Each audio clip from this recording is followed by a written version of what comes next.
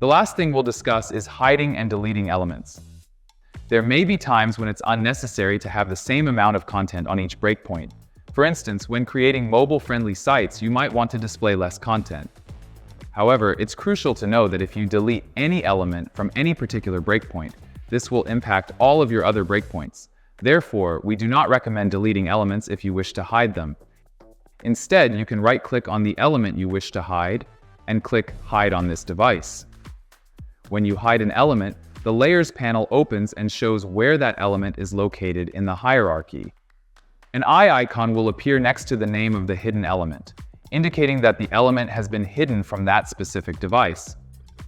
So, as you're building your sites and need to optimize per breakpoint, keep this Show On or Hide On device feature in mind.